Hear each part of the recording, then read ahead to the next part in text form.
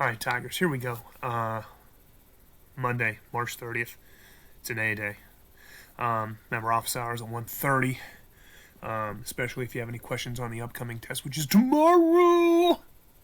To that point, okay? Hope everything's going well with you. Had a great weekend, but here we go.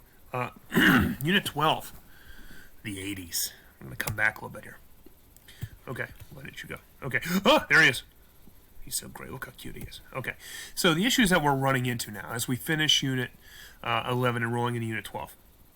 New leadership for Americans because Vietnam, the hostage crisis, tensions with the Soviets, and we talked about this idea of empire shock. So this sentence right here is this idea of empire shock.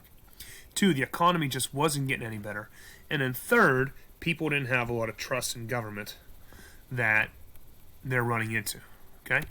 So you start to see this through Reagan's bio. Okay? Born in Illinois, not California. You need to know he's from California, but he was born in Illinois. Excuse me. His nickname was Dutch because he looked like the little Dutch boy on Dutch Boy paint cans. Went to Eureka, which is also in Illinois. Majored there sociology and economics. As he came through, he became well-known as an actor. And guys, he was like a B-list actor, which means he wasn't the well-known actor that you see like Tom Hanks at the beginning of every movie. He was a B-list actor, meaning you see him in a lot of roles, you just don't know, he's never the main artist in those roles. Okay, like a guy I like to use is like William H. Macy, or one of the guys that hangs out with Adam Sandler in all of his movies. Or, what's his name? Jonah Hill, that guy. He's never like the main guy in a movie, right? So his most famous movie is Bedtime for Bonzo, and I'll link this to you so you guys can watch a trailer, see how ridiculous it is. He also played George Gipp, the Gipper, in Knute Rockne, All-American. Great movie about the Irish, right? During the war, he made training films for the Air Force, but he was never actually in the service. We'll talk about why that's relevant here in a minute. And he voted for FDR 4 times because before the war, he was a Democrat. Afterwards, not so much, right? All right, so early on in his presidency, guys, so it's this guy right here, Captain Creepy over here, and we'll talk about why he's creepy in a minute, tried to shoot Reagan, and he did. Why? He was in love, this guy, John Hinckley, this guy right here, Captain Creepy, with this girl right here, Jodie Foster. Jodie Foster played a teenage prostitute in a movie called Taxi Driver. Great flick. 4 stars. Fabulous. Okay, but he became enamored with Jodie Foster and her character, and then over a weekend saw the movie 15 times. And then he bought the soundtrack and listened to it over and over and over again until the soundtrack broke. Then he had to buy another one. He then started sending her flowers and chocolates and teddy bears, and then love notes and things about how they should be together, and then pieces of his hair. It's a little creepy. It was correct. At the end, he basically sent a letter saying, I'm going to give you the greatest love offering in U.S. history. To show you how much I love you, I'm going to shoot the President of the United States. That's just creepy, right? And so he did that. Reagan, luckily, was taken to the hospital. They performed emergency surgery on Reagan, and as Reagan was lying on the table, about to put the mask over his face, he looked up all the bustle in the emergency room and says, well, I hope you're all Republicans. And that's really funny because he's a Republican. He doesn't want, any Democrat doctors working on him because they might kill him because of the partisan politics at the time. So his approval rating is actually going to skyrocket once word of Reagan sort of jumps out at that time. He knocked on wood all the time. He was very superstitious. Always picked up a good luck penny when it was heads up. His wife, Nancy, had an astrologer that told him if the day was a good day or a bad day to go in or out and to handle some White House affairs. Had some very issues. Remember, he was shot. Colon cancer, prostate cancer. Very important point, by the way, here. This is the first time that the 25th Amendment is put into place because when Reagan is put under, then he can no longer discharge the power of the office. So the vice president, George H.W. Bush, had to take the oath of office right then and there. Oh, there it is. Okay? Everybody's got something. Reagan's was jelly beans. Nancy gave him jelly beans, guys, so that he would stop smoking. So in every room of the White House, there were jelly beans, no matter what. And Reagan actually hired a friend of his to help fill the jelly bean containers all around the White House. What a heck of a job. I'd do that right now, okay, so that he would stop smoking. I actually have this. When I went to the Reagan Library, I actually bought one of these. Okay, it's one of my favorite things. Okay? Guys, he was almost 78 when he left the office. He set a record for spending 345 days not in the White House, meaning during his administration he was at his ranch in Simi Valley. And one of his famous quotes is, guys, "It's true that hard work never killed anybody, but I figure why take a chance." I love it. Reagan, this is one of he suffered from Alzheimer's. And one of the last things he remembered, guys, like he forgot the names of his children. He forgot the names of his wife's name, excuse me. Well, let me say this. He actually had 2 wives at one point. He divorced Jane Wyman and then married Nancy till the day he died, right? But he remembered being a lifeguard in Illinois. And he remembered that sitting on this this stump right here and then putting notches in each one of those when he saved somebody at this pond. And there were 77 notches there over the 3 years that he was a lifeguard. Okay? So one of the things that we really want to focus on today, guys, is this idea of Reagan as the ultimate Republican. We'll get to this in a little bit of detail, okay? So the goals as Reagan was campaigning was, excuse me, to make America strong again.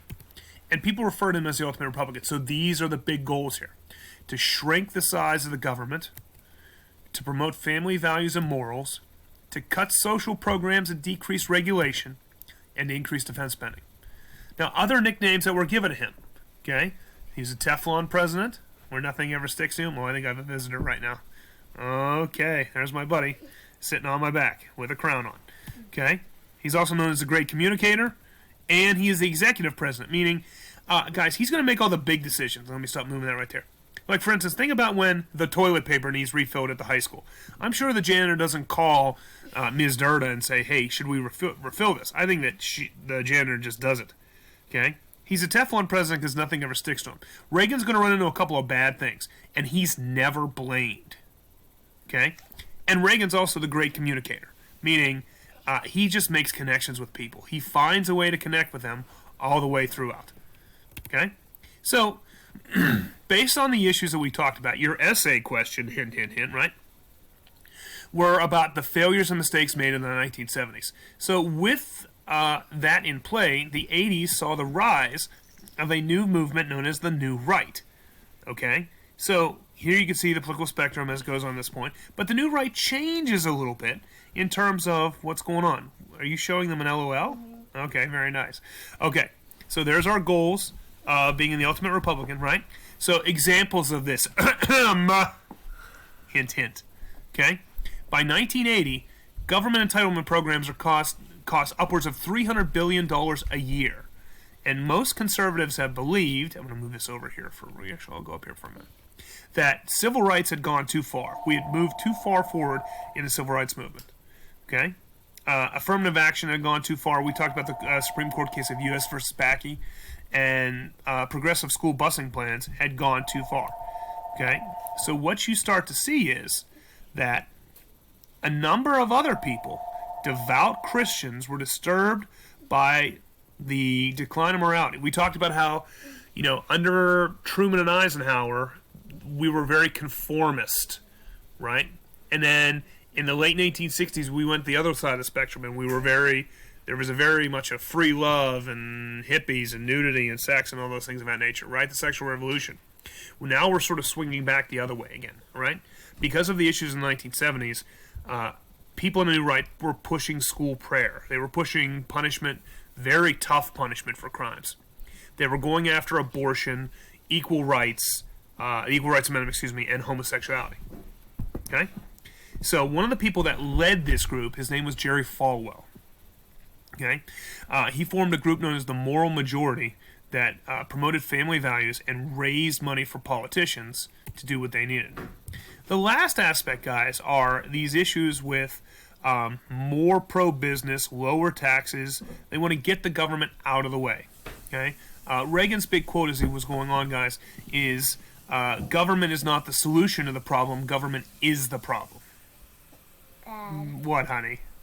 I have a snack. You can have a snack in a minute when I'm done here, okay? Go see the kids. It'll help you out, okay?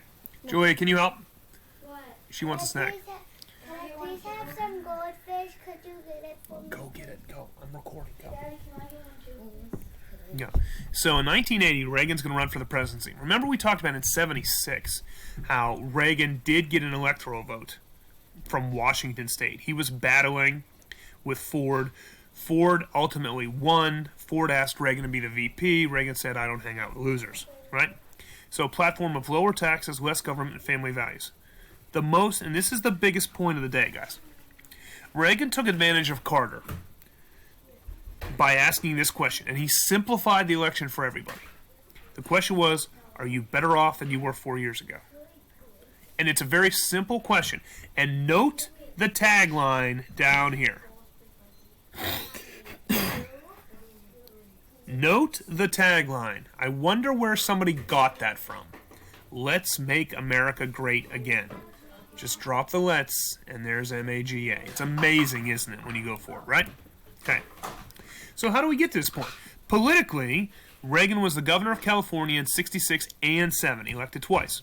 Now, in 68, that's the year that Nixon won. We talked about a little turmoil at that point, right? And in 76 were the primaries that Reagan tried to win and didn't. Okay, so in 1980, they asked Reagan, are you nervous about debates with Carter? You can't be munching over my shoulder. You really need to go in the other room. Okay? Do you hear me? Mm-hmm. Go. Thank you. So anytime Carter would come up with a point, he would say something along the lines of, there you go again. Like Carter talked about Reagan's age, so Reagan just flipped it, the old I'm rubber and you're glue. Where Carter made a comment about Reagan's age, and Reagan's like, there you go again, talking about my vast amount of experience, right? And we talked about that question at that point. Notice in the electoral map, Carter is going to win 1, 2, 3, 4, 5 states all the way throughout, right? And we're going to roll into, guys, the issues that we have coming up here. Sorry for a bit of a length here. Note this third-party candidate right here, John Anderson, who got 7% of the vote because he thought that the Russians were going to do that. I wish you nothing but the best. Go Tigers.